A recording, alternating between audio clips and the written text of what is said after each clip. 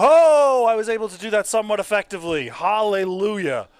Welcome to another edition of Spot Monkey Radio here live on the False Finish social network media channels, YouTube, Facebook Live, Twitch, yada, yada, yada. Yes.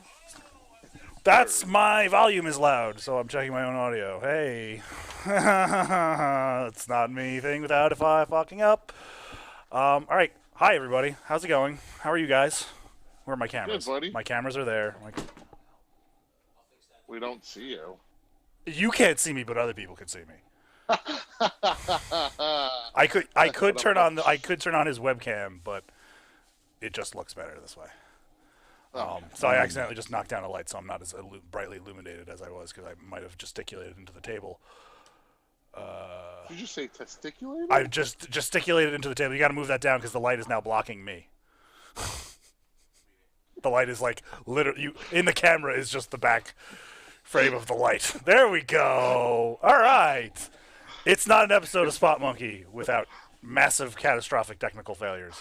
So let's talk about the massive catastrophic failures in the work week of wrestling this week, shall we? Because the ratings they're just going down. It's getting worse. I thought we spoke about Extreme Rules last week. Yeah, it's true. That's true. We can't. Extreme Rules. It's only up. It's only up from here, I guess. Oh no. No. Like I said, I'm gonna keep it a buck. I did not care to watch any wrestling this weekend. The only time that I stopped to watch wrestling has been between Friday, when I finally got home and my drunken stewer, and SmackDown was on in the living room, and I was just like, I guess I have to watch this because it's here. like an abused relationship. Yeah, I was hurt. I went back and started watching things I'd never seen. I started watching True Blood, okay? Wow. Like, nobody's going to give a shit that they heard me say that. No, I didn't know nothing about no goddamn Sookie Stackhouse, though, bro. Sookie. I know. Sookie. No, but, the things that I did miss, obviously, when we get to the part of AEW at some point, make mention of Eddie Kingston and how his name has been trending for X amount of days. We'll go into that. We'll discuss the bar fight, which was absolutely something different or more the same. I mean, it depends on when you caught the match. If you watched the first, I guess it was 20-something minutes long. If you watched probably the first 20 minutes of it, it was actually pretty good. And then you watch the last 30 seconds of it, it's just typical what's going on in WWE right now. I don't even think they know what's going on. I mean, so where do you want to start? Let's start from Monday. Let's go from Raw. Chronicling the week that was. So Dolph Ziggler's begging for one more chance. Like Please Faith give Evans. Dolph a chance and all this stuff that came out. And he's given Drew McIntyre. Uh-oh. They just paused on Discord. Drew's going to pick okay, a retirement match, and that's going to happen this week on Raw. Well, what makes you so certain of that? I mean, it's something that would make sense, seeing as how Dolph has been trying to walk away from WWE, I want to say, for at least the last 3 or 4 years. And every time it is that he steps away, whether he branches out to push his little clothing line or do stand-up comedy, each and every time they'd be like, hey, Dolph, we got this money for you, bruh. You gonna take this? We got you. You know you want to leave. We need you to put somebody over. We need you to make him look real strong. There's more. It's a real scream. It's wow. It's tough to see that as stipulation. If it happens, would you really believe that he'd be gone from wrestling? What is Dolph, like in his early 40s or late 30s? Late 30s. I'll say late 30s. I don't know if he'll be gone. I could see him definitely taking a break because, I mean, if you look at the last, 12, 13 years, he's always been there. The only time he's really been injured was when he actually won the title and he got the concussion from, I think it was Del Rio hitting him with the ladder. Right, yeah. No, That was Swagger. That was Oh, Swagger. I'm sorry. 2013. Swagger smoked him with a kick right to the head, and it was a wrap. Okay, so What was the thing I read this week that if Dolph Ziggler debuted at WrestleMania 1, last night would have been like him getting a world title shot at Fully Loaded 1999. Yo, I was crying when I read that. Like that's how long Dolph Ziggler had been around. Who back in the mid 90s was still relevant from WrestleMania 1? wow. I mean, you It's know, ridiculous. the problem became with Dolph is it's been the same character, and he's tried to change it. He's tried new things, but it's just always Dolph. He's the Shawn Michaels mini. You know, it's like it's like you get all the Dollar General Shawn Michaels. Yeah, exactly. Okay, see. Okay, Greco. I know you. I know if there's anybody in this world, there's probably at least 5 people I know directly that love Shawn Michaels. No, he's probably the I'm most. sorry. unabashed one on I'm the shaking show. my phone so much. I feel like Mike Piazza on fucking Friday. Wow. I don't like that term. Okay. Calling other people like light Shawn Michaels light or this and that. Okay. I mean, But- he's tried to. That's Yeah. the issue. He's not a guy where you say, well, you want him to be this guy. You want him to be himself. No, he's almost a blatant ripoff of Shawn Michaels. He wears the boots. He does the super kick. When he gets pumped up, he pulls his hair out of the ponytail. Like he's legitly just mini Shawn Michaels. Like they threw that claim at AJ Styles, and I was like, at least there's nothing that resembles Shawn at all. No. I Probably agree. just worth ethic. That's about it. And good Christian values. That's debatable for that because I can't use one of the words on this show that he uses heavily. So, with that being said, that's debatable. AJ is very Christian. Very, very Christian. Christian Moving on, AF. Super. we had the return of the tag team champs. Street Profits came back, fought Desperado. I call them the Desperados. That's The Desperados, Garza and Andrade. Yes, the Desperados. Which By the way, happy which- wedding to Angel Garza. Angel Garza got married this weekend, didn't he? Wait a Yes. second. I do. So Angel Garza got married, but I he's think- walking around flirting with every woman in the back of the locker room. I mean, it's a gimmick. isn't that what guys do? Gimmick. Isn't that what guys do in the Indies anyway? I mean, come on now. Apparently. I'm pretty sure. I think he just got married or engaged. I don't know. I saw somebody congratulating him on Instagram. He got married That's to I guess she's a news reporter of some sorts. Well, yeah, because he got engaged on for NXT. Good for him. You know, for those that don't remember, he yeah. got engaged on NXT with WWE in typical WWE fashion. You know, the old, I just forget these things. We know why. which okay, it's Brandon, funny, it's fine. Yeah. I was I'm a big fan of Rob I Van was going to Dam. bring this up.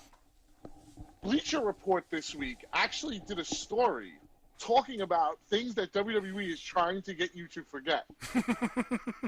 I'm sure WWE was very happy about Bleacher Report doing a story about this too. And when you read it, they talk about the hacker. Yeah.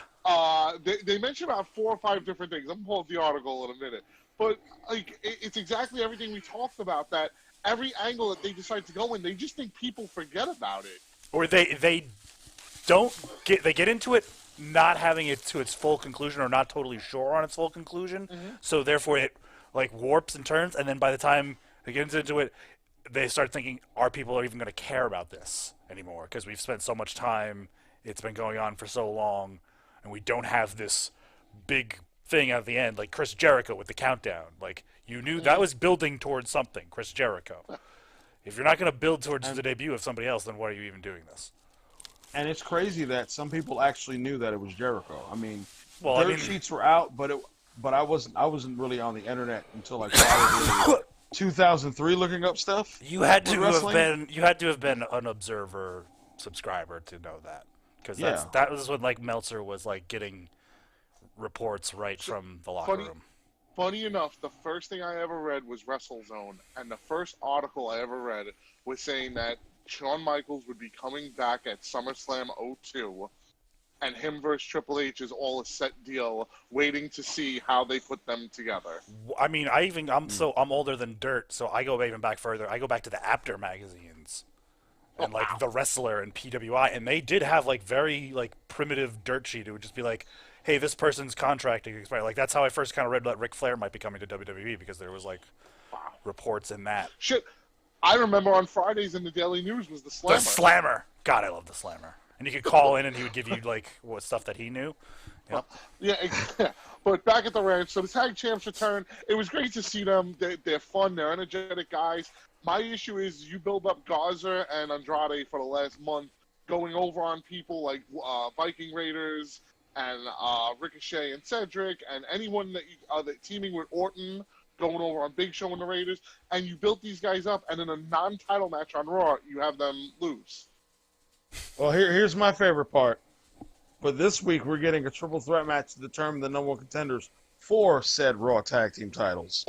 And that features Angel Garza and Andrade taking on the Viking Raiders or Warriors or whatever the hell names they're going to keep changing over Warriors time. Are too aggressive. And also Ricochet and Cedric Alexander. So, I mean, if it was me as a betting man, personally, I would like to see Ricochet and Cedric Alexander get the W. However, I just see it being Garza and Andrade getting the win tomorrow night. And I agree with you, and that's going to segue into what we're going to go into next, which is the Hurt Business. And I have a feeling that it's getting to the point that Ricochet or Alexander is going to turn on the other. They're making it look like it would be, of course, Alexander, where money could say that it might be Ricochet. Okay, see, here's the interesting story. Very close friend of mine brought this up as a topic on Friday. And originally, from what it sounds like, is that they were setting up to form the Nation of Domination, I guess, a reboot of the group of sorts. So you've had Ron Simmons on TV recently, which I thought was just really freaking weird. I was just like, what? What is going on? Is he doing these What usual year is it? like Chicken George damn shit? Like damn. No, I I didn't hear him do the damn thing. No.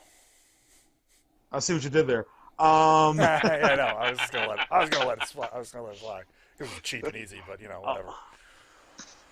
But I was just like, okay. And then I think they are scheduled to have Mark Henry pull up on Raw too at some point. Like, it's becoming very interesting, and people are saying, is this the right time?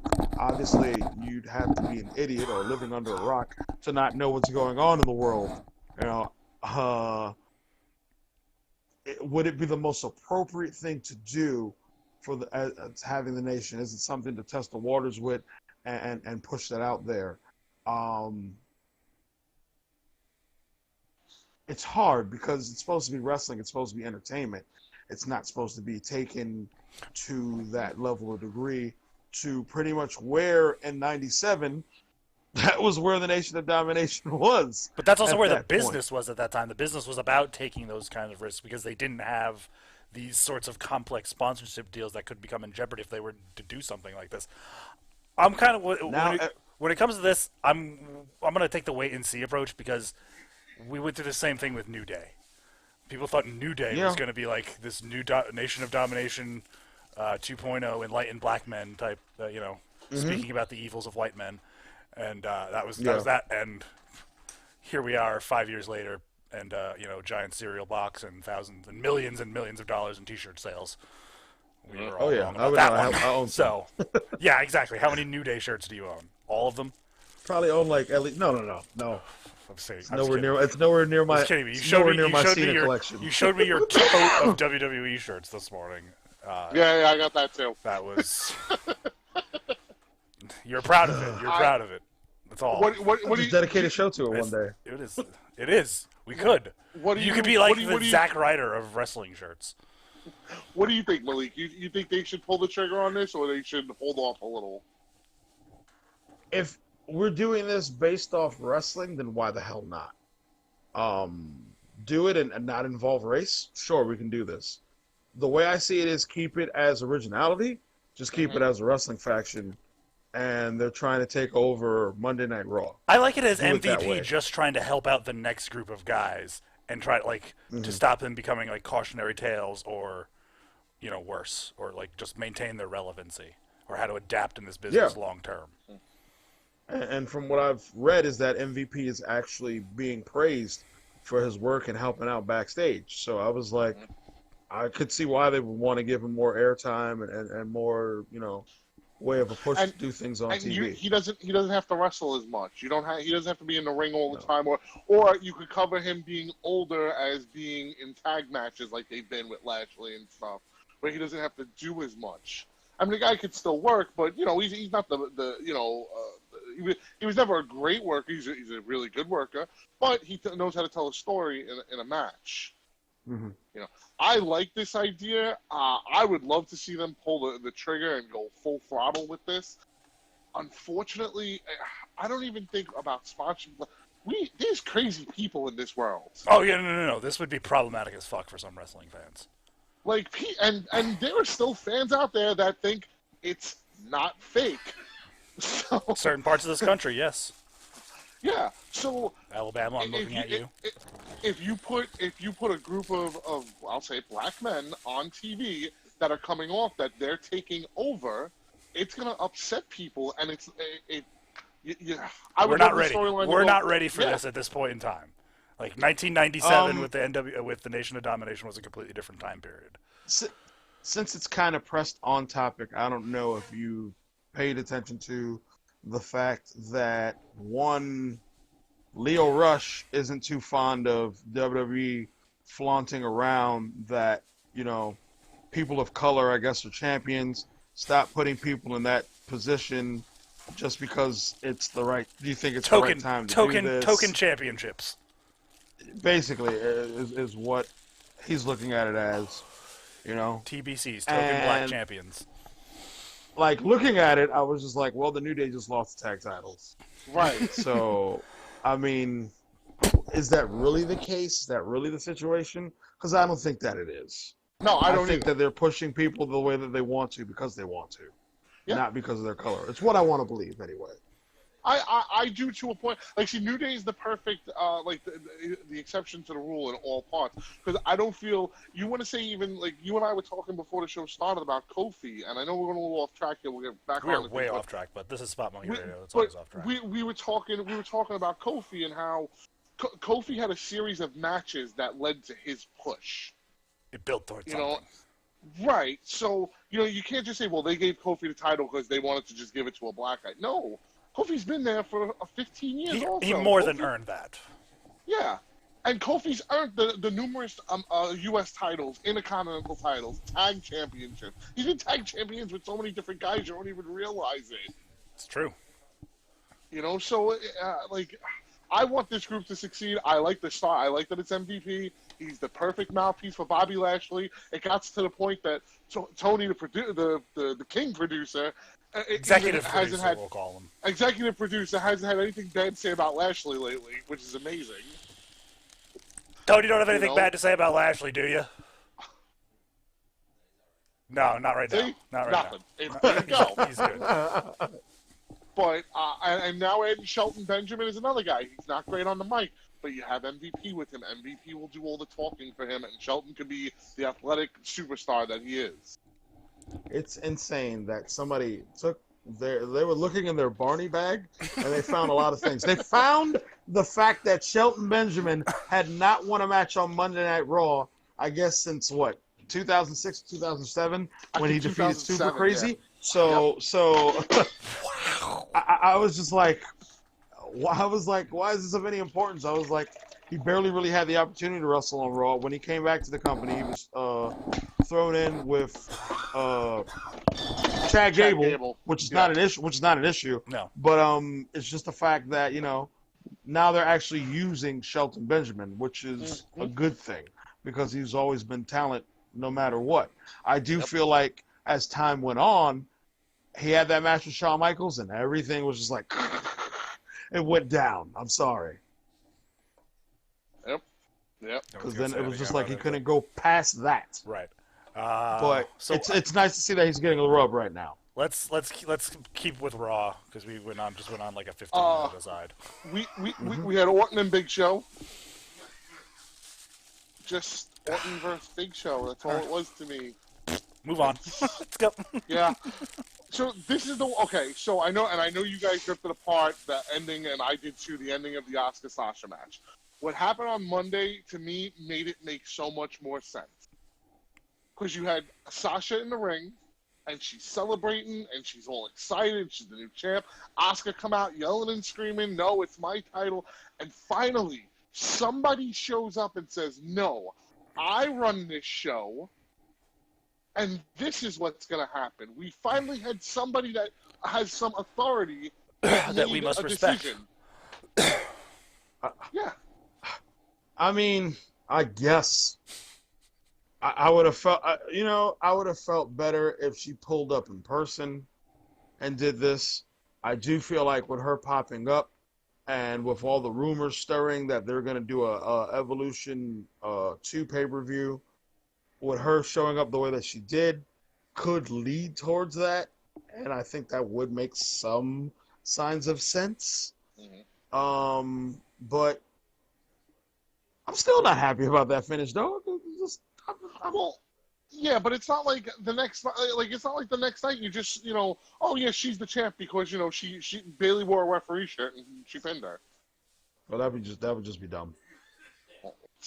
That's WWE these days. It's just dumb. And unless they explain it like Bailey had like a referee's license and stuff like that, so she was technically a licensed referee or something like that. Like, I actually, Brandon, that's why you're so smart. I actually thought that's what they were going to say. That right? as a champion, you get some kind of privilege. Special privilege if you've been a former champion. Yeah, you've or it's like she should have made it like she made like a course, like signed up for like a course, and because that'd be really funny. Yeah. Have her pull out a piece of paper that says referee's license. Yeah, it's one of those printout things that you could get. You could become an ordained minister. Like an ordained minister. That's really funny. Yeah. See, look, hire me. Good. Hire me. I actually need a job right now, so if they want to hire me, I'm available and I'm cheap. All right, but otherwise than that, Monday Night Raw was its typical show. Nothing. Let's talk about the real best. Let's talk about the real best wrestling show in the world. So much so that they've kicked the WWE out of Germany by replacing their Sky Deutschland deal. AEW is now on the biggest channel in Germany. Wow. That's the reading demo. That seeing, the demo. The powers of the demo. Reading that Jericho, I guess. I mean, that's the demo god. Yes. Well, let's start off with this. AEW promised us that somebody would answer Cody's challenge, that everyone would be shocked, everyone would be excited, like it was worth the wait. And they fully delivered on that. Because when Eddie Kingston walked out on Wednesday, I don't know a lot about Eddie Kingston. I know who he is. I've seen him probably about 10 to 15 matches. I've met him a couple times. Yeah, he's been cool anytime I've ever met him. Yeah, 2 or 3 times. To sit here and say, well, I know all his work and his great matches or whatever matches he's had in CZW and stuff, I don't. You're not a big CZW guy. But I tell you what I know. He came out, and it was like excitement. It was like, holy shit, like, here we go. Like, this is going to be good. Yeah, like, AEW is actually exciting to watch sometimes. Mm-hmm. Or more so than WWE. Sometimes. Seeing him show up, Curtis Promo, because he's one person that within the Indies that is very good on the mic. It was nice to see that every week that you're always going to get somebody new. You're not necessarily going to get somebody that's a part of AEW, even though I still do feel like there are guys that are probably on that roster that would probably like that shot. Or I don't want to say if they earned or deserved it because it's tough to call it that way. But it would have been nice. But still, this is somebody who probably should be signed. Mm-hmm. Mm-hmm. Well, wasn't he in? He was in Impact. Impact at one point. He was in Impact, and then he went to one of the other ones after. NWA. There we go. NWA. Yeah, he was in NWA for a bit, and I don't know what's going on with them. Because if guys are leaving that promotion, you know who's coming real soon. Then, because if the champion leaves, there we go. Yeah, well, that's a whole other issue entirely. Billy Corgan says they're not going anywhere. So as far as the match goes, the only thing that to me, I don't know if it was work or what happened. it looked like at one point Kingston hurt his knee, and he was shaking it That the whole match. And it was I think Go he's ahead, just Brendan. that good of a worker, where he could Yeah, 'cause sell that injury. Like that's veteran stuff that he was doing, or Yeah. he really hurt. Who knows? And then the moment of the match is, of course, Cody taking tax. Like Cody's at this point really willing to do anything at this point to get AEW over. I agree, and at the same time, like, he's doing this every week. Like, he's bloodying up every week. He's doing all this insane shit. Like, at some point, he's gonna slow down a little bit. Or there's just gonna be nothing more for him to do to anybody, like for anybody else. Like, what's he gonna do? Like, gonna throw him off this cage Mick Foley style? Like, you're running it. Is he gonna blow himself off? To be continued with that one. Yo, I mean, I'm not gonna lie and say it's never gonna happen. But I mean, we could all see it happening. He's doing moonsaults off cages. It's, I mean, it's the close same enough. thing. Same thing. This is more a controlled fall. But now this week, Cody's going to be taking on Warhorse, who I know nothing about. I just know. I just seen internet Probably. videos, and he looks. It looks like Ultimate Warrior times Kiss. It's Okay. Bruh. It's okay. I'm into it. I'm into the gimmick. Do you think there's a short list? Do you think there's a short list of people, or it's just whoever we can get this week to come in and like this guy? I think it's people who really are actually who've taken some type of real buzz on the internet that they want to use. They have don't- their list. They have a short list of people that they want. Mm-hmm. And then there's probably people like that get pushed to the top, like this Warhouse fella. I agree. I agree. I mean, like I said, I think they would want a big name for All Out when that comes up. I don't see that being someone small. I see Cody. I'm guessing the hopes would be that NWA folds and Magnus comes walking through the door. Well, he almost had opportunity to go there, and because of the working relationship, it just didn't go down that way. So, I mean, only time will tell. Yeah, yeah. Moving on to the tag team division, which is completely out of control right now. We saw the Young Bucks take on the Butcher and the Blade. I got it right this time. In Falls Count Anywhere match, which was pretty good. Like they got stiff with each other. They did some unique stuff. I thought the Blade going up the escalator was really funny. Oh yeah, no, I think a lot of people. go on. Go ahead, Brandon. No, you go ahead. No, I think a lot of insist. people sleep on Butcher and Blade. They're actually pretty talented dudes. They can work in the ring. When they first appeared, just based upon their characters, you're just like, what is this? But then when you see them go in the ring, you're like, okay, they're talented dudes.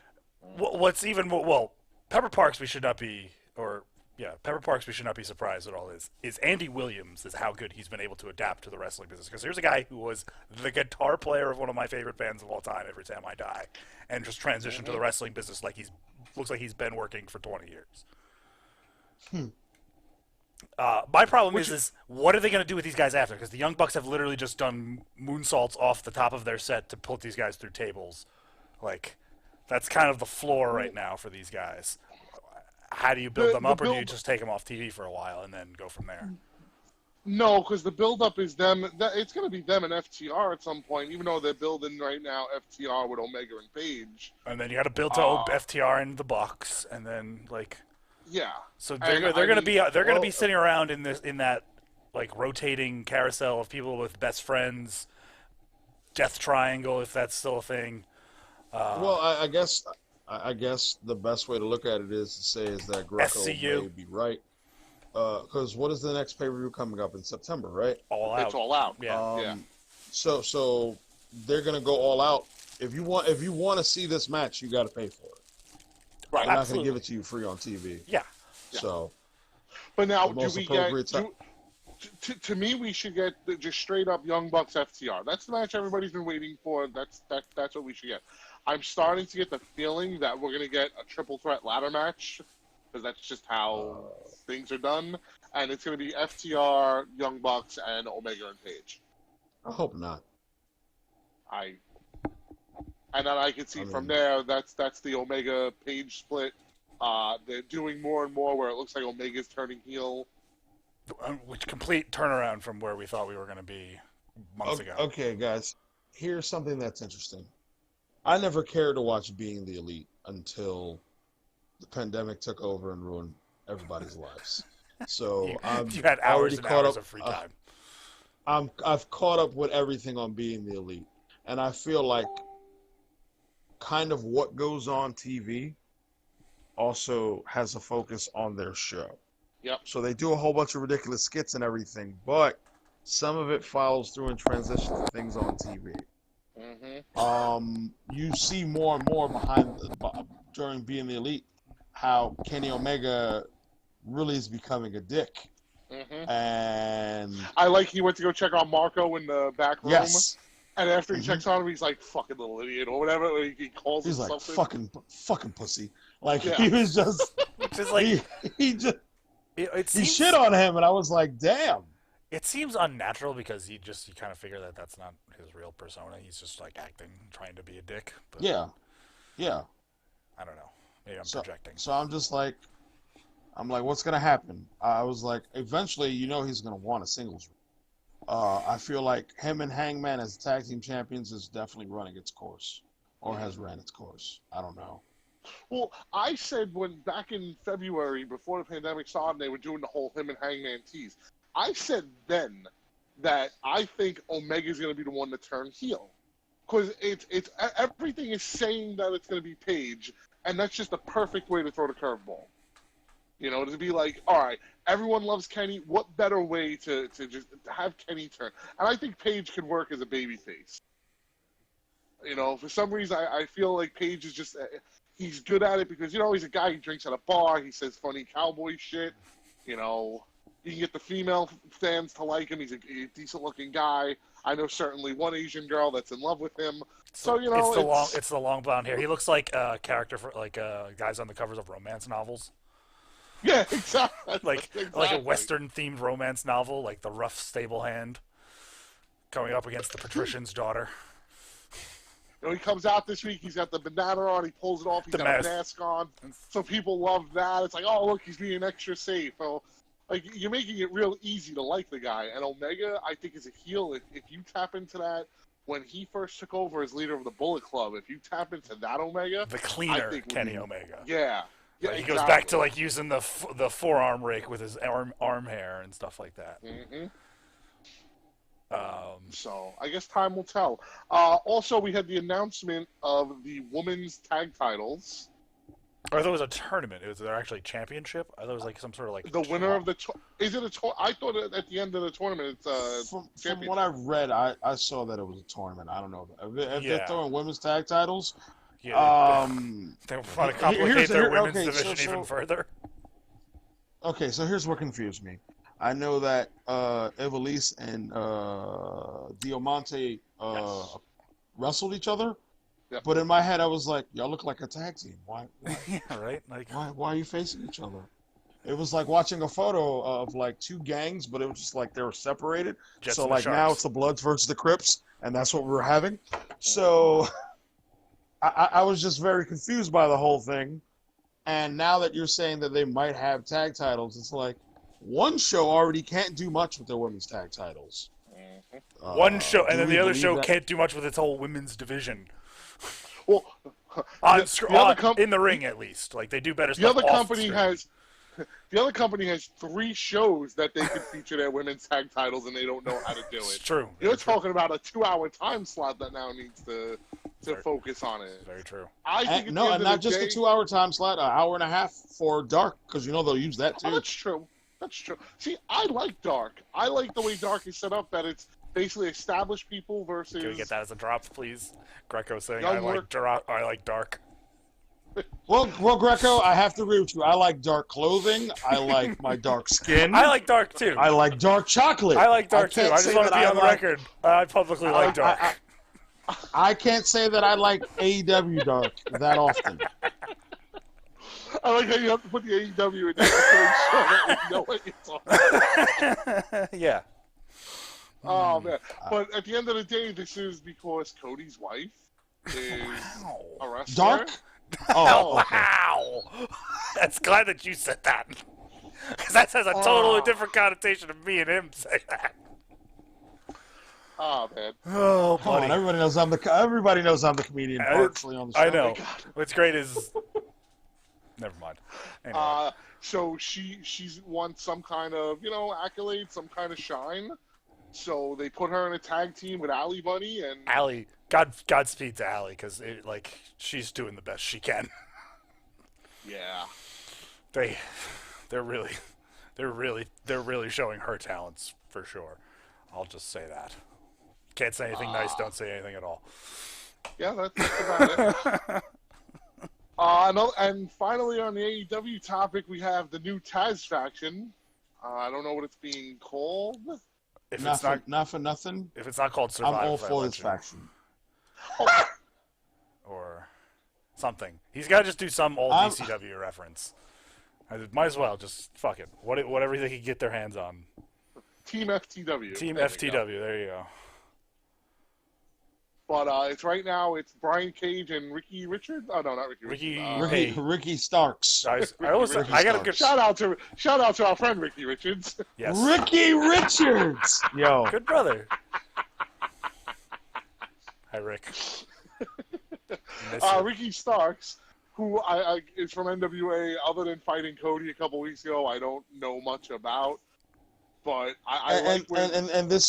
this was one. I'm sorry to cut you off. And this is one of the things that I spoke about before a couple of weeks ago, where I stated that I feel like you could come on AEW on the primetime show, and 1 minute you're seen, and then you're not seen again, and it always seems like they don't have anything for you. Ricky Starks, realistically speaking, does not need Taz because he can actually speak. Mm-hmm. He's not bad on the mic from all the stuff that I've seen watching him on. Unlike some people. Brian Cage. From watching him on TV. Here's the thing. I don't like Brian Cage. I know that he can't speak, but I do know he's talented. Mm-hmm. No, I'm not one of those guys. Just I'm just saying, I'm not one of those guys that will come on to a show and just shit on talented people because I myself are not talented, and that's not true because I am. I'm not talented. I'm just speaking in general. I don't want anybody to feel some type of way or be in their feelings. Moving forward with the whole thing it's nice to see that we're getting more and more factions, I guess, in AEW. As far as I'm concerned, the Elite is almost dead and buried to me, and the only real major faction that they have would be the Inner Circle. They're copying the New Japan playbook, if you notice. They're having lots of different factions. Now they're trying to build them up before. They used the Elite, the popularity of the Elite, and Chris Jericho with the Inner Circle to draw people in. Now they got to build up all these other factions, best friends. Which, speaking of Inner Circle, we had a major return this week. Sammy Guevara's. How long was he actually gone for? Because me and I think it was a executive month. producer Tone were having a discussion. When did he leave versus when did he come back? Well, here's a better Was he question. basically pretty much gone the entire month of July? Because I remember that happened at the end of June. And it was like that close to 4th of July weekend, everybody was in the house. Or that weekend right before 4th of July, everyone was in the house, and this all craziness broke out with the with the hashtags. Yeah. Yes. And with the not gonna talk about that. Because it's almost like it didn't exist. You talk about Men in Black shit. Yeah. Not even going. I'm just being. You're being totally real, man. right. You're totally right. It's the goldfish sense of attention span of the internet. Like something new and something shiny comes around, and Anyway, Sammy Guevara's back. But he's back. He paid his penance, man. Like again, how long are we gonna punish a 24-year-old kid for saying something dumb on a podcast 4 years ago before he was famous? Exactly. When he was literally just getting into wrestling. I mean, like, what he said was absolutely terrible, but okay, let's move on. He said what he said. He admitted he was wrong. He went for help. He apologized to the person he said it to. Yes. Like, how much more contrite could you be? Right, and they publicly stated that they forgave him. Mm-hmm. So he served his time. Like, that's it. And I think that's probably the reason as to why they brought him back as fast as they did when you think about it, because the two of them settled it like adults outside of everything. And obviously, it was made mention on the internet, and the internet was just like, ah! And so that's why we have what we have today. We got Sammy Guevara back on TV. Now, what we're gonna get is another Jericho Orange Cassidy match, and fuck! Sorry. I really, truly feel Cassidy has to go over. Okay, well, here's the thing. They're doing Best Friends Jurassic Express and Orange Cassidy up against the Inner Circle this Wednesday. I feel like this is the most appropriate time for Orange Cassidy to pick up a W over Jericho on TV. It would be quite possibly the fourth time Jericho has been pinned in almost a year on AEW. Period. He's only been pinned, I think, once on pay-per-view? Yeah, that's when he lost to That Moxley. was against Moxley. So everything else was either Scorpio Sky, and I think he got pinned by Trent. That was about it. So it's definitely going to be leading up to Jericho wanting a rematch up against him, and maybe that'll be the end of the story between the two of them, where Orange Cassidy wins. Because realistically, it won't hurt Jericho to lose. I've loved the build that Cassidy and his demeanor, the cool, just I don't careness, has upset Jericho so much that like Jericho just starts flipping out. Like that night they were on commentary and he kept yelling at Cassidy, and Cassidy's just sitting there, and Jericho was getting more and more enraged to the point that he goes after him because he's like, "Oh, you want to fight me?" Like Jericho was just going crazy. To me, this has been the best Jericho in AEW. Has been his work with Cassidy, because Cassidy doesn't speak. So it's been old Jericho, and it's been so entertaining. Like to me, this has been so much better than when he first came to AEW and stuff, like and started the Inner Circle. Like this to me has been really entertaining. No, I totally agree. I didn't think that there was anything wrong with the story as it continues to progress. I do think though it's OD to be smoking somebody with fucking oranges. I ain't taking that shit. Yeah, that's how high were those oranges dropped from? That was lost in my whole like popping over Angel Ortiz. Now to bring that up, the whole orange thing. If you watch the latest episode of Being the Elite, they actually show the whole setup for the orange skit. Yep. I feel like some of those things they need to pull back on. That's just me. Or make that its own show. Like people watch Being the Elite for a little bit, for like a dose of kayfabe, quote unquote. Because everybody complains about how. Yeah, that's the only thing. I agree. And that's small. Moving on to the show that's also, I won't say the other Wednesday night show, because I'm not going to downplay. They won the ratings again this week, so we'll go with NXT. Oh, first. So you're not gonna JR it? You're not gonna go. Our shit's better. That was Watch weird. us. That was DVR weird. NXT. That was yo. He has been on some shit lately. Man, he's trying to get them checks. I'm gonna take the high road, and I'm gonna go with, like I said, the show that is on USA on Wednesday nights. And it started off with the big announcement from William Regal that we were waiting for a couple of days, and we're all wondering what it could be. And I speak for Manny for this, because Manny was with us when we all said the same thing. The worst thing they could do is have Keith Lee just give up the North American title. And he just. And what do they do? Who said it was going to happen? Oh, you said it was going to happen, and Manny agreed, and I agreed. I give you full credit. I'm just saying we were all in agreement. My whole thing is, I said, is he going to get that Ultimate Warrior treatment? And that was the whole thing that was debatable. Was he going to be the double champion? He further got it by just becoming. I mean, realistically speaking,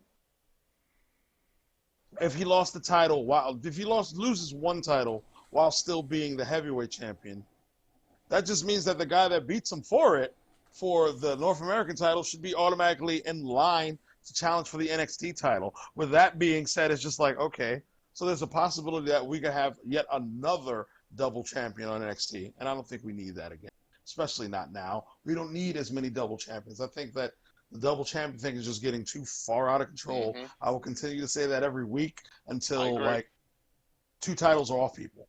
I agree. I mean, Bailey's the only one doing it. Well, that's why I said what you could have did was you could have had Keith Lee in a triple threat match for both titles, where he puts both titles on the line and doesn't get pinned and loses the North American, but then pins someone and keeps the world title. You know, you could have did something creative instead of just because now it's basically like, well, this title doesn't mean nothing to me. Why do I want this? Go ahead, get rid of this. However, it is interesting to see who qualified for the first match. But before we get to that, Killian Dane and Dexter Lumis had actually a very interesting and entertaining match to me. I don't know how you guys felt about it. I enjoyed it. Killian Dane, I feel like, is a talent that should be used a little bit more because he's never been bad in the ring. Obviously, he's not somebody that speaks. I do feel like if they do decide to pull the trigger and have him join the Robert Stone brand, which I'm actually starting to become a fan of little by little, he would be the right guy to be put in that spot. Because I was like, just having Aaliyah right now doesn't do much for me, because every time I see Aaliyah, I just think, oh, she's going to lose. Cool. I'm sorry to say it like that, but that's what it's coming to. Well, they also got their Aaliyah would be his first, but they have their second member this week in Mercedes Martinez. Oh, she is a part of the group. Yes. I thought she just pulled up and just was like, all right, I don't like this chick. I'm just do whatever. That's cool, actually. I'm all for that, because she just arrived on the scene, and she literally arrived on the scene where she booted the shit out of Shotzi Blackheart.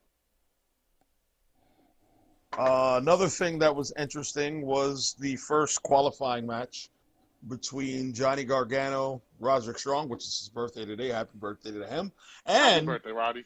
The resident thick boy, Bronson Reed, who I also did say could be one of the guys challenging for that title, and he's the one who qualified and had a great showing in the match. Did I expect him to beat Gargano? No. Did I think that Gargano was going to win? Yes, I'll be honest. I thought he was going to qualify, but he didn't. They went with a guy who had never been in such a big-time match in that position, and they're really giving Bronson Reed a shot. So far from what I've read is that it's only 5 guys. It's a 5-way ladder match. Next week, the next qualifier match features Timothy Thatcher, Finn Balor, and Dexter Lumis. Which I do think Finn is going to... like this week, they went with the shock and awe.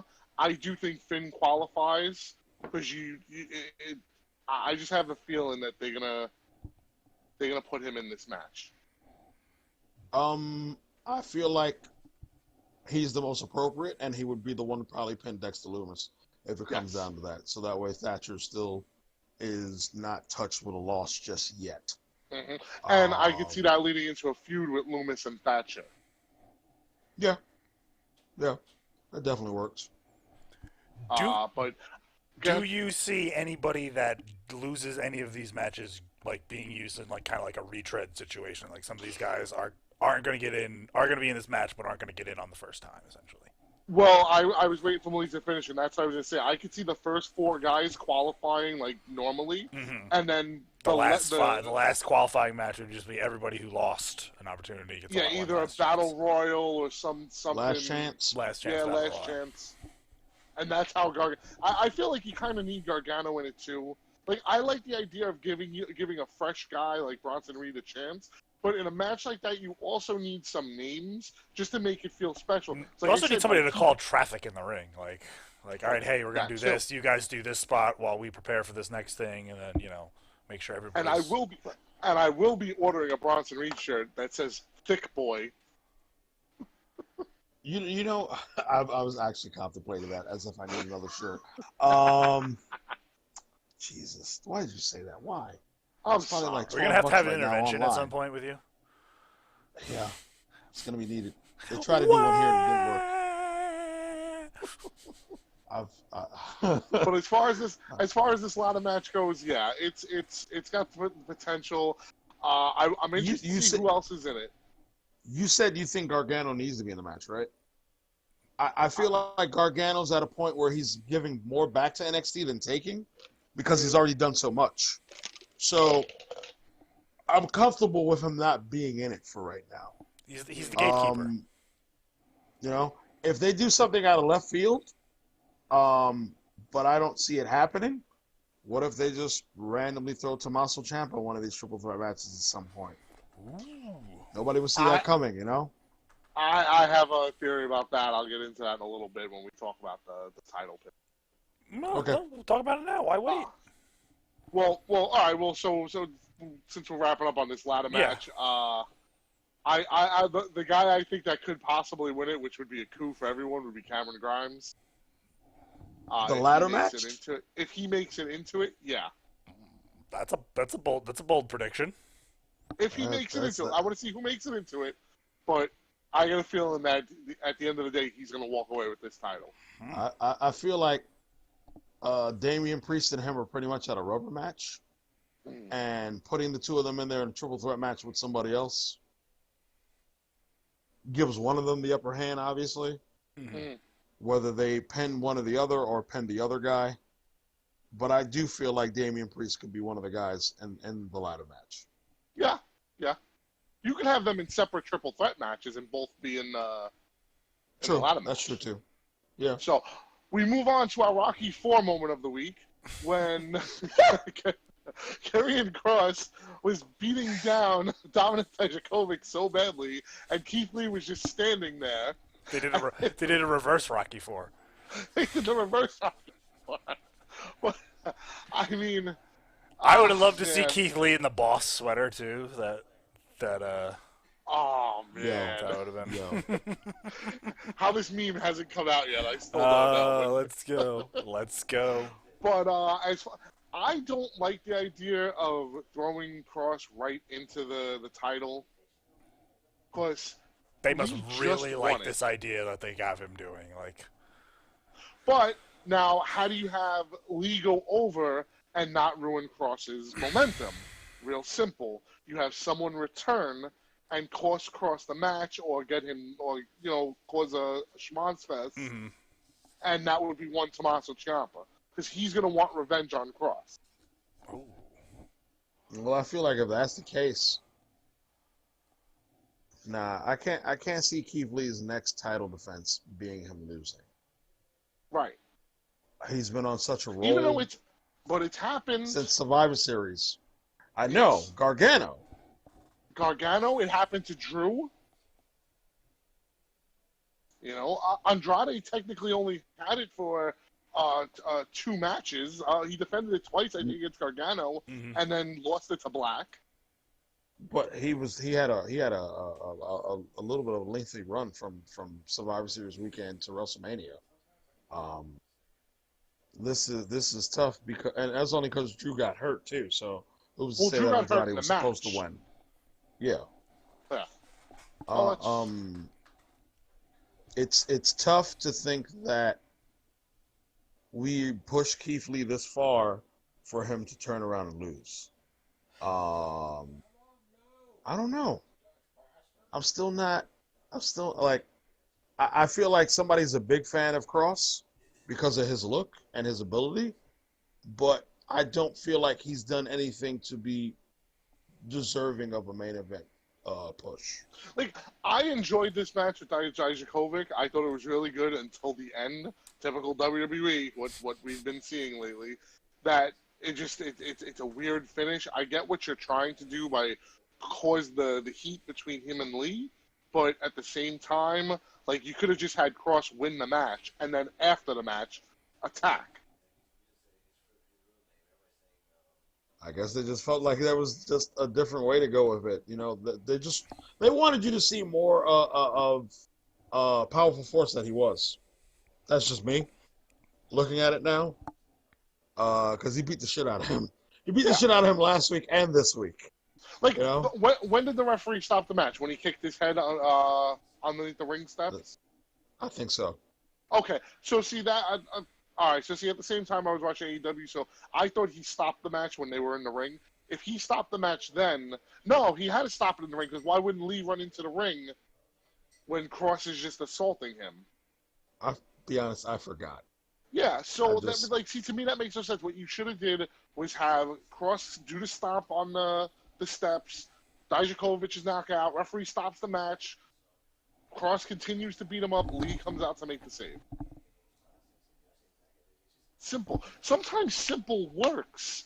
Like it's not calculus. It's not like you have to come up with this crazy scientific theory. It's wrestling. These days, it seems like it is calculus.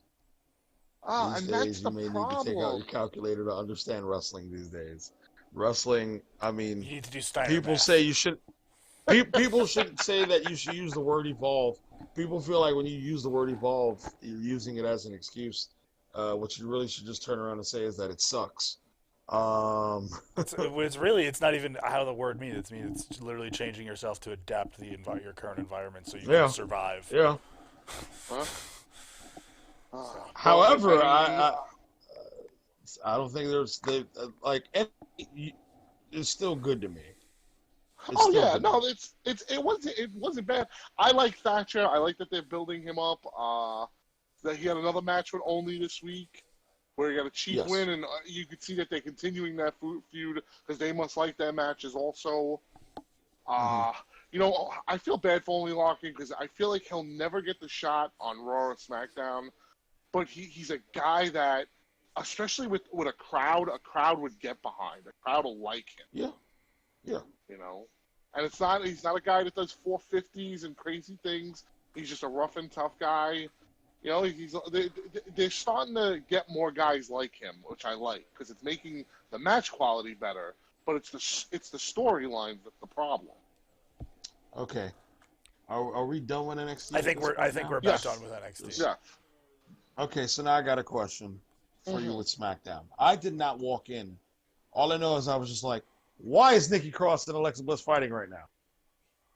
What was the reason behind this? Bailey Because for said the that longest time, Mhm. go ahead. Bailey said that the winner of them two wrestling would get a shot at her title. So Bailey books matches.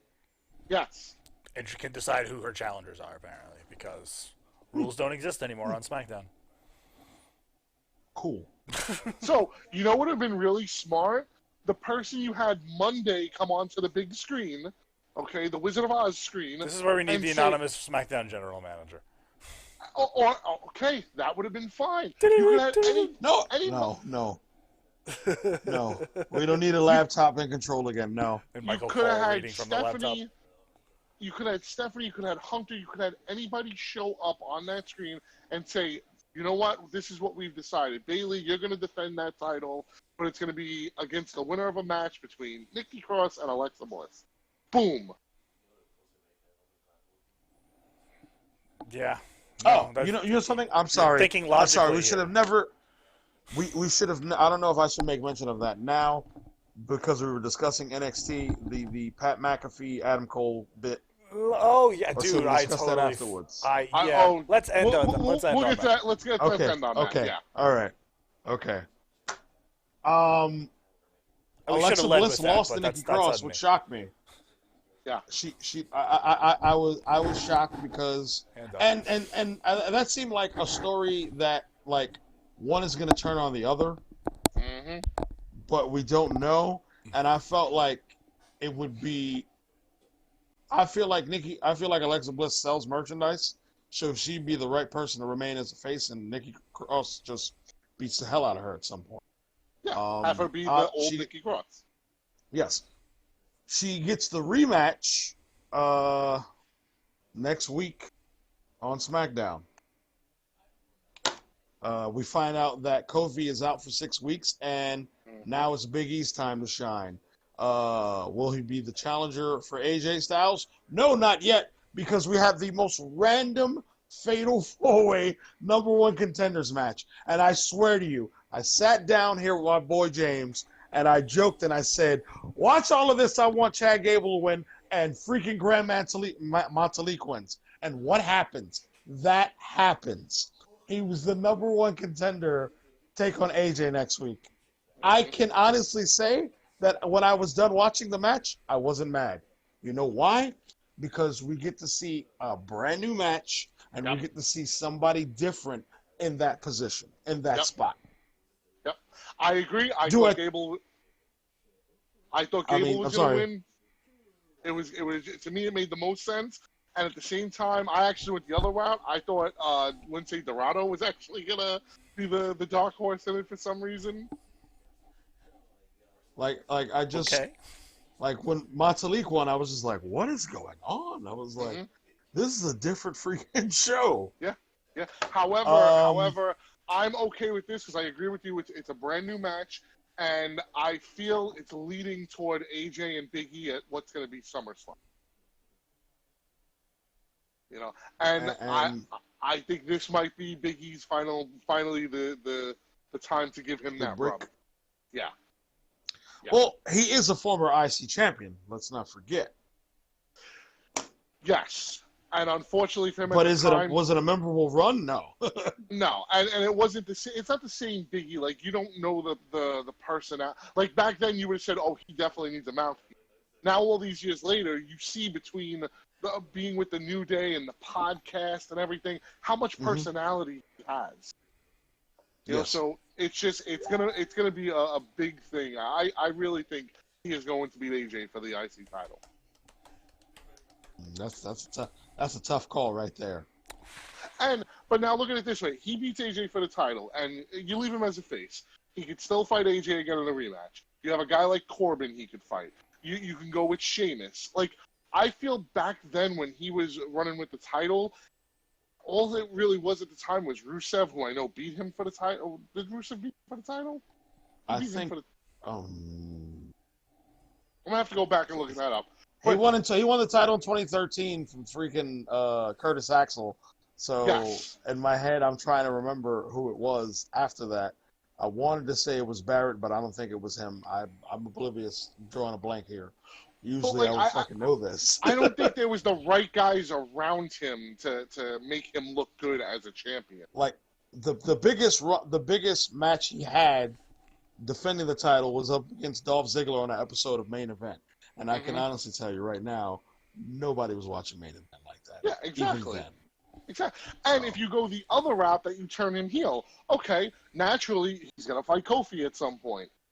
You got Riddle fights Jeff Hardy. Like you could go either way and make it successful for him and give him a big rub.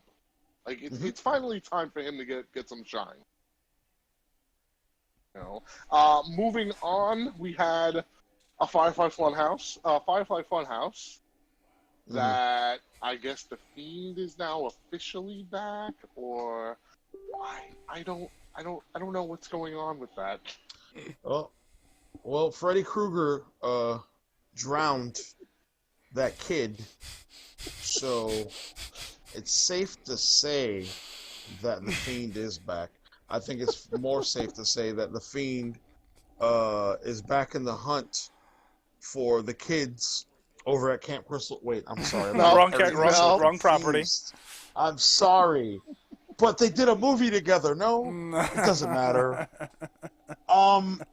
In all seriousness, the Fiend will probably be now the one to challenge for the Universal title. At the same time, there was a rumor going around on the internet that Strowman drowning is now going to lead to him having a brand new character. But Strowman didn't drown. Doesn't he walk away? I don't remember. I was. He didn't. What can he really do with Braun Strowman? You were probably drunk watching the show, and you weren't even drinking. Because I know I was. I thought. Anyone else notice that they had the two fake Hopper and Rowan guys? Like. Yeah, we talked about this. All right. Yeah. Last week. Okay. Anyway, moving on. We're moving on. The most.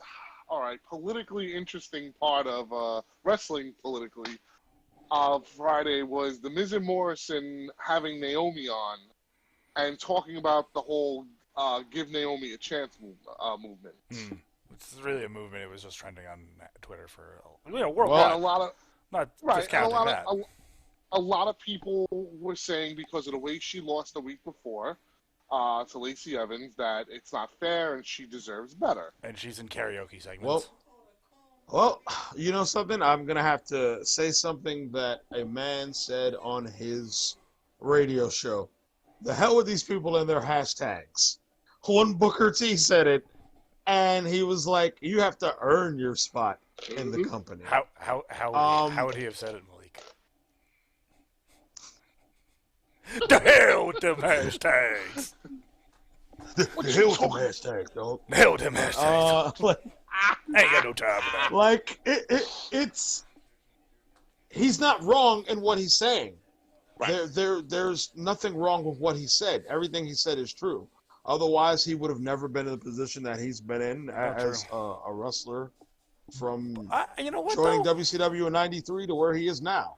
I think if Twitter was around in WCW, when Booker T was still just like after Stevie Ray had joined Harlem Heat and he was just like a TV title guy, I think if Twitter was around then and social media was around then, Booker T would have gotten a shot. He probably wouldn't have had to do that GI Bro stuff that he went through. If social media was around, Scott Steiner singles run in '91, he would have beat Flair for the title. Oh, for sure. Yeah.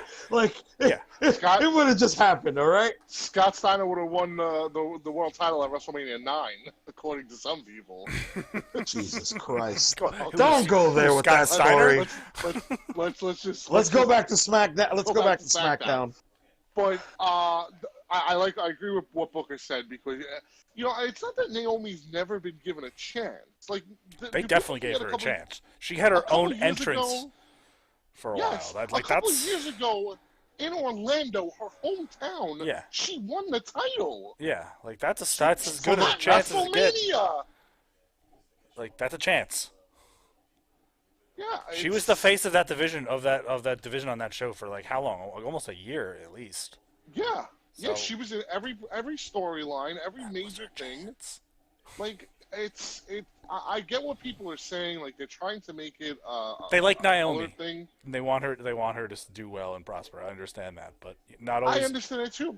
But, Not but you you're- can't always just give people things. Exactly. That's the We're problem. trying to say the same thing. Just because you get somebody trending and all this doesn't mean they're automatically going to do that.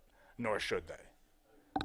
You know, it's something to me that like I said, I agree with Booker that people shouldn't just be given things. Like there's a reason why. Like Malik and I were talking before the show started, and we're talking about Kofi.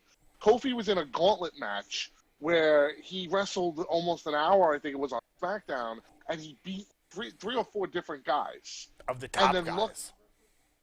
Right, top guys. And then luck has it for him that Ali gets hurt and he gets put into the elimination chamber. Ugh. And has a great elimination chamber. He's the last one eliminated. And they see the fans were behind Kofi like they hadn't been in so long that it made sense to finally pull the trigger. That's why Kofi getting his shot wasn't, it was because he said give Kofi a chance. No, it was because the guy's been there for so long and he's earned that. And Daniel Bryan. Right, and Yes. And Daniel Bryan. and hate this. segueing Yes. into that, rumor I read earlier is that they're asking Daniel Bryan and Edge to help out in the creative writing processes for both Raw and SmackDown. Can't hurt. Sure, I'd prefer it was me, but fine. I'll deal with Daniel Bryan and Edge, I guess. So I'm But sure. I'm gonna go and Malik's actually not gonna yell at me once. I'm okay with Edge doing this. I feel like Whoa. Edge is actually might have a more creativity as far as like writing out storylines and stuff. Where Bryan will be really good for matches, I just don't know if how good he'll be creatively as writing a story, like writing a program. We won't. I feel like we won't know until they be like, so and so had their hand in this. You know?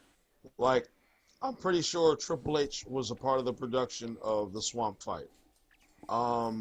We were more happy and satisfied that he had his hand in the production of the match between Styles and Undertaker, or fight rather, and Adam Cole and Velveteen Dream. Do we place blame on Triple H for the Swamp Fight? No, because everybody contributes. So we blame everybody that was a part of it if it doesn't feel like it should have been something that should have been a success. You know? Do I think that they're going to continue to do these things? Of course. Do I see another one coming on one of these shows? Absolutely. Shit, we just had one as a main event, the bar fight, which was so weird, so weird, just the start of it. But at the same time, I was like, this is not bad. Because you got these two guys at Sheamus' version of Cheers, because the bartender already knew his name. And, Sometimes you want to beat up someone wherever everyone knows your name. and it was more interesting that even the bartender got some action in and got powerbombed through the table. I just thought, I was just like, this is different. Like, it had a nice, good start, and the fight was good. And then when Sheamus gets the upper hand, and it's pretty much almost celebration time for him to end Jeff Hardy, and I guess have the referee count the 3 count. Correct? Yeah. He puts his hat over Hardy's face before he goes back to him. Hardy's face is now painted, and he's wearing contacts. And people could only assume that he turned into Willow without them saying Willow. Or people even knowing what that is in WWE, because I don't think they've really explained the layers, the 3 faces of Foley of Jeff Hardy. I like the fact that he name dropped Matt, which was weird. Yes. Like, what's Matt gonna do? Sue his own brother? Then again, you never know these days. Especially with those two. Yeah. Yeah. I was okay. just like, Go ahead. I was just like, you had me, and now you don't. I watched that, and I wasn't into it. I thought the beginning was kind of all right. Sit on a bar talking about all of his problems and everything, but then I'm like, okay, That's what people do at bars. right, exactly. So I'm like, all right, this kind of works. And then they had the match, and listen, I thought it was actually really good. I liked everything that they did inside to each other. I thought it came off great. And the same thing, Sheamus goes, gets his little beer, comes back, and pulls the hat away. And right before he did it, I was like, they're really not going to do this. Like, please don't do this. And sure enough, it's the Willow character. And what really, really what frustrated me, and I get it, it's a crazy stunt, him climbing up a ladder and doing a swanton onto the floor of a bar. But that was a big ladder. That was a pretty big ladder to find at a bar. The crash pad he's landing on, because you hear it when he hits it. I mean, like, what are we doing? Why do we have to have such bad endings? they think we're stupid, and in some ways we are. Like, I would have been perfectly fine if when he took the hat off, Jeff's face was still Jeff's face, and he just would have opened his eyes like Undertaker. I would have been like, okay, Okay all with right, that, though. this would have been okay. No. At least the We have Willow to do thing kind of is like on brand for Jeff Hardy. Like, if they just made him sit up like the Undertaker, that would be weird. Jeff Hardy is a money-making machine when he's there and when he's healthy and when he's right. Of all his mental faculties. Like, people love Jeff Hardy. Kids love Jeff Hardy. Adults still love Jeff Hardy. Here's the thing, though. Do kids still love Jeff Hardy? Because, I mean, what kid has... Okay, you got to figure kids that are wrestling now have been watching wrestling or been alive since 2008, 2010. Like, what did they really see of Jeff Hardy in WWE? Like... Okay. So I obviously, you guys know. They're seeing that seeing that comeback pop and then getting all this fill in from. My son is now what, 15? Exactly. He probably he saw Jeff Hardy. I don't even know how he remembers. He didn't see the stuff that made Jeff Hardy that popular. He was just some guy that was just popular when he was watching wrestling. Like, he didn't see the Brood stuff. No. He didn't see No. Doc Hendricks No. coming out with them, trying to dress like them. Like, no, but you know what he saw? He saw Jeff Hardy by that point. He didn't see the Jeff Hardy that had to do all that craziness. He saw Jeff Hardy going after the WWE title. Like, he saw an established superstar in Jeff Hardy. Yeah. So Which he's still a fan of to this day. So I'm just right. like, So I can understand that. Like, it's being brought up right now with the Patriots. Like, all these kids that are Patriot fans, or all these kids that are Warrior fans. it's like you see them as champions, or you see them at the top of the mountain, so that's how you think of them. Like, we know how Jeff started and all the antics and everything, all the high risk stuff he's had to do to get where he is. And all the low stuff too, by the way, too. Like, yeah. I made you in WWE. The lowest of the low. Okay, so I need you guys to guide me through this because I don't know exactly what happened. I just saw, like, on the internet what happened. What the hell happened with McAfee and Adam Cole? Adam Cole was on Pat McAfee's show. Adam Cole was putting over the fact that he had been NXT champion for almost a year. And he did it cleanly. He said, and I did it cleanly, by the way. And then that's where Pat McAfee said, no, you didn't. You had Undisputed Era come in and help you all this other time. And that's when Adam Cole essentially just said, you know what, Pat, fuck you. I came on the show. Why did I do this? Blah, blah, blah, blah. I'm believing that this is a work. Okay. Like, this is obviously not, Adam Cole is obviously not that sensitive about something. And the fact that they mentioned that the Undisputed Era interfered in matches, like, this is building towards something. I really hope this is not going to build to Pat McAfee versus Adam Cole. I like Pat McAfee. I like Adam Cole. I don't want to see the two together. I don't want to see Pat McAfee wrestling Adam Cole. I don't know what they're doing with this. Or unless they're trying to see if Adam Cole can stand on his own as a character without the Undisputed Era, maybe? Okay, I can't personally see Pat McAfee and Adam Cole having a match. I do know that the two I of can them see Pat always McAfee go at having it. a match. I just don't want to see it against Adam Cole. Okay. I know that the two of them always go at it On social media? when like either on social media or McAfee will say something about Adam Cole, or even when they do their The watch party stuff? the pre-show, the pre-show block party stuff. Mm-hmm. They're always finding ways to shit on each other. But I feel like if Cole didn't push this guy, I'd be like if he just didn't make any type of contact over the other guy that was inside the room, I would have been like, oh, maybe he's legitimately, maybe. The word maybe. Emphasis is on that word, folks. Like, if he got pissed over something else that Pat McAfee said, I could see this. Yeah. Oh, this is a work. This is Adam Cole getting legit pissed and walking off the show. And the fact that WWE hasn't said jack shit about this whole thing is another thing that interests me. It's just like, They just said, hey, y'all Pat, real can we quiet do about some this, stuff on bro. your show? Can we do some character development on your show? Thanks, pal. like yeah. Yeah. Okay, so that kind of makes a little more sense. Yeah. I don't know what they're doing with this. Other than what I said, trying to build up Adam Cole and like see if he could, Well, drum it's up starting buzz. to plant the seed that he doesn't need the Undisputed Era. Yeah, and he's gonna prove that by beating up Pat McAfee. I don't know how. You got to start somewhere. You got to start somewhere. On Impact this week, we had new tag team champions crowned.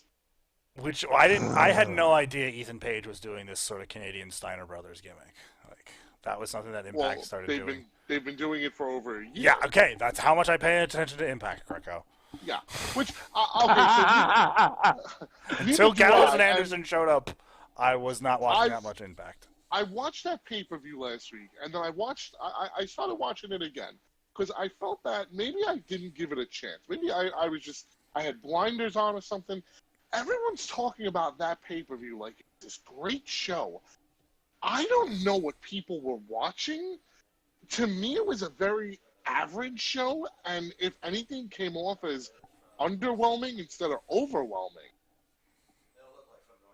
I think they had some Like, glaring technical difficulties that kind of took away from their show, but not even that, like the match quality. Like Right. the Machine Guns match was good. It was their typical style match with the Rascals. I don't know nothing about the Rascals. They're great. They're great in ring workers. From what I meant tell. Desmond Alexander once. He's a cool guy. Okay, they're spot monkeys, you could tell, but that's fine, no problem. Moose and Tommy Dreamer made absolutely no sense. How do you have somebody walking around with the world title saying he's the champion and is not in the world title match? I don't get it. Okay? Listen, he's got a different world title, bro. Calm down. Like, it would have made Tranquilo. so much sense that the surprise person in the title match, if Moose would have walked out and been like, yeah, it's me. It was me all along. like, I don't look at Heath Slater showing up as the needle jumping off the screen. Like, it's fucking Heath Slater. Yeah. Like that's the big, the big reveal. Like, to me, the biggest, we knew about Anderson Gallows, the biggest reveal, which we knew EC3 was going there, but EC3 showed up on Tuesday. Mm-hmm. Why did he show up at the pay-per-view when Attack moved? Because that's what you would have expected. And I have to agree with you, Brandon. That was exactly what you were expecting. Because they put it out there like, hey, these people have been released. You never know what's going to happen. Because I think EC3 is the one they're going to push to the mood because I think they're whatever fan base they have that's still dedicated to them from that time period but now, remembers him. EC3 shows up and attacks Moose on Saturday. I tune in on Tuesday to see where they're going with it. Now you have to tune in again next Tuesday. I don't want to at this point. Like, no, you have to. You have to. You have to tune in next Tuesday to find out what all the trouble is going to be all about. Damn it. Okay. If we didn't talk about New Japan, that would have been a great way to end the show. So with that said, then why am I tuning into pay-per-views and paying my money if all the good stuff is going to happen on TV on Tuesdays? I'm not telling you to do anything. I'm not telling you. I don't put my money into it. You're just giving out for Joe Consumer, wrestling fan. You're looking out for them. We understand that. Okay. At the end of the day, I just felt that pay-per-view was very okay. You didn't get the hype. Like, I don't understand. Like, was it a good pay-per-view? Yeah, I'll say that. I know there was an injury in the X Division match. I know Willie Mack, so I've seen him work, and I'm like, all right, I was excited about that match. Apparently, the guy he was wrestling during it at some point. So I understand that it was off a little. They had to change the match on the fly. All right, but again, nothing was. Rich Swann came out. Woo! Okay. How dare you speak ill of Rich Swann? Well, people already did that. Su Yung. Or did our attorneys really speak for? Oh! Or the internet as usual. Like I said, Deonna Purrazzo was never somebody that I cared for while she had been in the Indies or while she'd been in WWE. But her and Jordan Grace. Cheeks.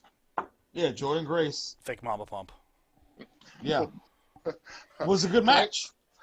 Yeah, it was a good match. Like, but that's the point we're at. Like, we're looking to try to find, like, well, that was a good. Was it like the most amazing women's match ever? No, but I don't want to sit and just watch. Like, for me, I felt like I really only found a little bit of positive watching Extreme Rules. Like, I felt like there was just so much negative. And then watching Impact, I was just like, wow, this really was not that bad. Like, when people talk about Impact, they'd be like, yo, did you see Impact? I've watched that shit in X amount of years. It's horrible. Decades, almost. And well, here's the thing that I tell you that's going to sound kind of crazy.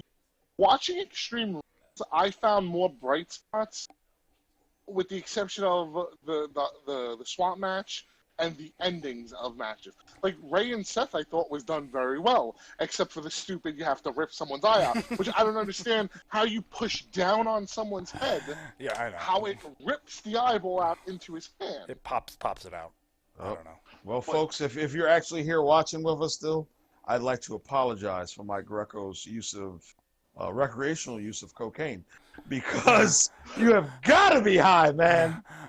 Soft, more bright, man. Well, are we done with the show now? You want to talk about Japan? New Japan, real quick. Go ahead. I'll let you talk about New Japan. So they announced they're holding another. They announced they're holding another large stadium show, which is the first time they're running. I forget the name of the baseball stadium now that they're running, but New Japan seems to be summer struggle. Yeah, New Japan seems to be back on schedule. There's probably not going to be a G1 this year. Oh well. G1s. They said they might have it in place for September, October. Maybe. Oh, well, so there's not going to be a G1 in August this year for the first time in 25 years. So, look, man, they're doing good things. I did not see tonight's match, so I don't know if you want to. I don't care. You can spoil it for me. Well. Today's show was basically it was booked by Teddy Long. Play a bunch of tag team matches. Basically, what you got on this past Monday was similar to what you got this morning from looking at the results and everything. However, you had Okada taking on Yujiro Takahashi. Okada picking up the W. Like, I think the weirdest thing is Naito is still in the heavyweight title picture. For me, I say that it's weird because the way he's been looking lately is just like, former champion. whatever, I'm here. He's looking. He looks like a heavyweight. That's. I mean, he's been enjoying his sushi buffets. Okay. Evil and I'm not one to talk. No, for sure not. Evil and Hiromu Takahashi, that was a really good match between the two of them. It really gave you that feel that Hiromu was actually going to take the title. Mm-hmm. But instead, got some outside interference from Dick Togo. We're calling him Like, Dick to go. I like that. Yes. I think that works better. Those were basically the major highlights from the show for me. Real quick on that, we all know the podcast that his name was first mentioned on, and you laughed then that, like, wow, there's a guy's name that's Dick to go, and then he's actually, like, on TV now and stuff. Long-time Japanese wrestling legend, Dick Togo. Oh my God, it's so funny. It's American. It's funny to us Americans. The fact that Kevin Kelly made mention of him being a part of Kaientai made me smile so hard because I said it on the podcast. Real ones know. And that's the only one. Real ones know he was the fourth member of Kaientai. The one that disappeared. I have one question in all this. Oh, yeah. Okay. Okay, all right. Now I understand that Evil took the title from Naito, and then I watched the match him here. Hiromoshi, what is it? Hiromu. And a great match. Loved it. I agree with you. I like that at times. You really thought he was going to win, even though you knew they weren't going to take the belt off yet. Where is Sonata in all this? He's not their guy. He is outsider. He is taking tag matches constantly and losing. He's outsider. Like, this is the guy last year that pinned Okada. Yeah, I know. This is the guy that in just the New Japan Cup beat Taichi on his way to then losing to Evil. This was Evil's tag team partner. What? No, I know. Are we just? I think they're building. I think they're saving. I think they're saving because they want that to be done with the biggest crowd possible. I think. So you think that's going to be Wrestle Kingdom? Or whatever they do leading up to Wrestle Kingdom. So that will be the showdown. That match itself will take place at Wrestle Kingdom. Whether or not I think the Evil is still champion at that point in time, Mm-hmm. that is the up in the air part. I think the thing that's interesting to take notice is that a lot of people are just like not feeling Bullet Club. But I said, what can you do if they're not allowing anybody over? They're not leaving half of Bullet Club over. Exactly. I do find it interesting. Is it Gato? Gato. That's what Jay White. Yes. Yeah. Okay. So the exchange between the two of them a couple of days ago on Twitter, he was like, "Oh, so Evil's your boy now?" And I was just like, "Wow." So yeah, you're gonna have these. Please don't turn. You're gonna have this another please Bullet don't Club turn Civil Jay War White. Yeah, I was like, please don't turn Jay White into a babyface. Don't do that to me. Do not do that to me. You spent all this time. And Tama Tonga, please grow your beard back, because now you got me thinking you're gonna be a babyface. It's making me very nervous. Okay, for when the time for them to come back, he still has no facial hair. It's freaking me out. Maybe it's just a summer look. I get it. Oh, listen, I get it's hot in Florida, but no, like you got to keep that facial hair, bro. But I think that's pretty much it, boys. Yeah, man. Yes. So next week we're gonna be live and in the flesh, in color, possibly full complement of hosts too. By the way, so wow, gentlemen, do your homework. Wow. We're. Sure, that was a terrible time to sneeze. Bless you. Thank you. We got a big night. We got a big night of Raw. The Dolph Drew special. Oh yeah, great! Match. Can't wait for that. Sasha and Asuka for the title, and Bayley's not allowed to defend. I have a feeling this will be the Spot Monkey Radio where the least amount of wrestling is probably actually talked. Probably. Because who knows what our mental conditions are going to be like by the time we start recording. Facts. Take it away, Brandon. So for everybody, unless Malik, you want to handle the outro tonight. Again, you got nothing else to put over? No? It's so weird that it's only the three of us. So for Mike Greco, for Brandon Hey. Gold, Hey. and for your resident Chocolate is the Ball guy. Hope you enjoyed our show tonight. I hope. Why are you waving around the chair? Why are you threatening? Why are you being so threatening? I don't know. I love your shirt, by the way, too. Thank you. This is a false. False Finish Shout out Production to original. Shout out to Artie Bucco. Yes, False Finish Production original. Coming The fact I have Jerry curls, just if you guys could realize. coming at some point in time. We don't know. I hope you all enjoyed the show for what it was worth tonight. It's a little different since it's just three of us, but hey, Greco made attendance tonight. We're a 3-man band. A 3-man band, baby. See what you did there. Bye.